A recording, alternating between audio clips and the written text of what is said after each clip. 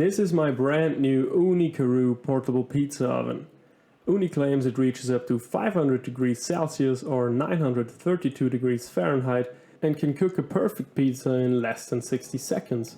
What's really amazing about this oven is that you can cook with multiple fuel sources. You can either use charcoal or wood, or you can use a gas burner that you have to buy separately.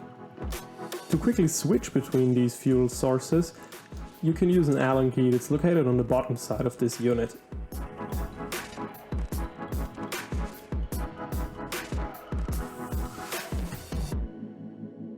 Here you can see a chimney cap that you always have to remove when you're cooking with charcoal or wood, and also the valve control. Horizontally means closed, and vertically means fully open. You always want to keep it fully open when cooking with wood to reach the maximum temperatures.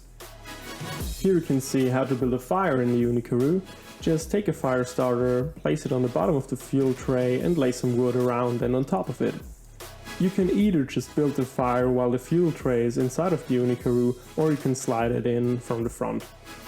Now just light up the fire starters, wait for the wood to catch on fire and close the fuel hatch back up again.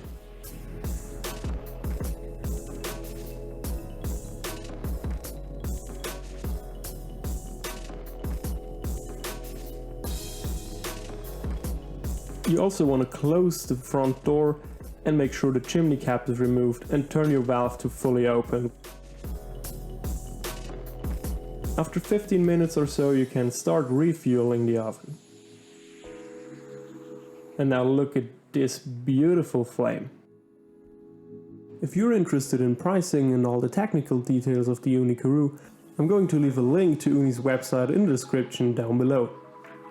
Of course, we are going to cook a pizza in his oven as well.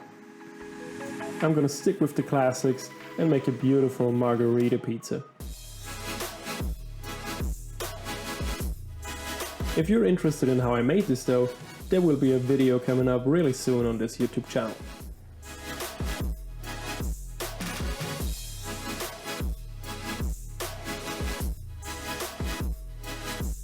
Just stretch out your dough really well, and if you're curious, this technique I'm using is called the slab technique. It's quite hard to master and I'm currently trying to improve.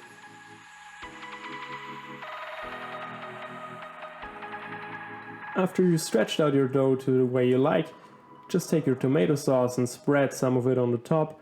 Try not to add too much, as it's otherwise gonna make your pizza a little soggy. I also like to add my basil first and put the mozzarella on top, because otherwise it's always kind of burned when I take it out of the oven.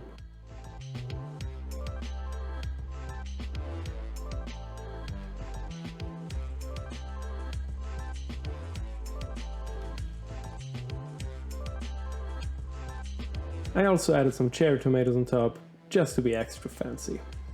Now lightly dust your pizza peel with some flour, then clean your hands and then, with confidence, take your pizza and slide it onto the peel.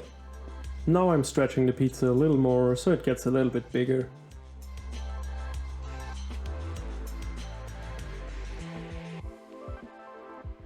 Now before you slide the pizza into the oven, make sure your oven's up to temperature. Mine was actually a little on the colder side right here, with just 350 degrees Celsius stone temperature, but it still worked out like a charm. Just quickly adjusting my toppings right here. And once that's done, just slide your pizza in, again, with confidence.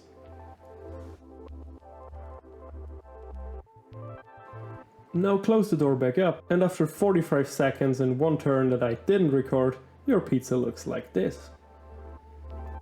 Now rotate your pizza once again for 90 degrees and put it back in. You have to do this 3 times in total, as you want to cook all 4 sides evenly. And after a couple more turns, your pizza looks like this. It's got a nice even char and also a little char on the bottom. Not too much, honestly. Could have been a little more, but I just didn't preheat the oven long enough, I guess. But still, look at this amazing result, and I'm really happy with how the pizza turned out. I mean guys, just listen to this.